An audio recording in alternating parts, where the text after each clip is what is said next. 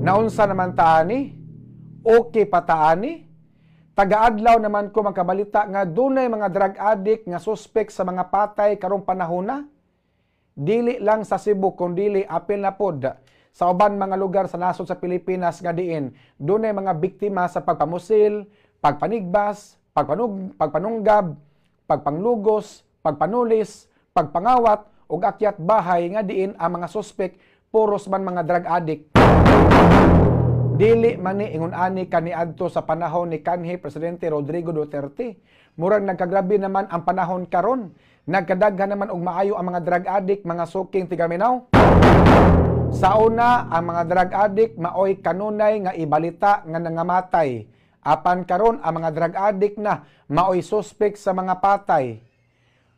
Maayo siguro nga ibalik ang tukhang nga gihimo kaniadto sa panahon ni former President Rodrigo Duterte aron maminusan ang mga drug addict.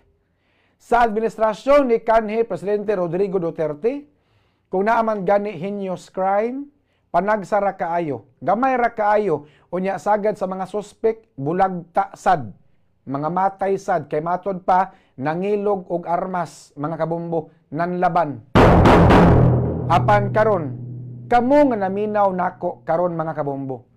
Unsa may inyong ikasulti niining sagunson nga krimen nga nahitabo sa atong nasod? Kada adlaw dunay patyon, dunay luguson unya ang suspect drug addict. Masulbad pagkaha kining problema sa Shabu dinhis Pilipinas. Sigig dinakpanay ang mga sakop sa kapulisan ug mga sakop sa PDEA sa mga drug pusher. Apan kung naay madakpan, mga drug pusher, naasay mupuli og pagpamaligya. Kung naay drug pusher nga madakpan ang mupuli og pamaligya, mauang, igsuon, ang anak, ubag kaha ang asawa, ubag kaha ang igagaw sa drug pusher, maoy mupuli sa pagpamaligya. Nahimo ng family business ang illegal nga drogas sa mga sukin tigaminaw.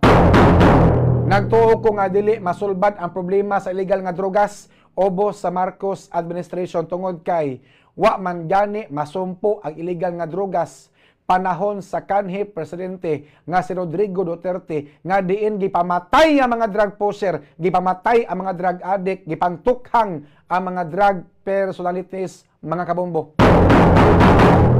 Karon pagkaha noon nga medyo buutan ra kaayo. Buutan ra kaayo ang mga sakop sa kapulisan nga maghimo og bypass operation tungod kay ang mga drug pusher nga ilang madakpan wa may tatsa mga suking tigaminaw. Mo na ko naobserbaran, white tatsa, wa di gay makatilaw og kulata, di makatilaw og labtik mga kabombo. Apan sa previous administration kasagaran mga matay kay isog man guto kaniadto mga drug pusher, musukol man, nanlaban man, mao mga matay mga kabombo.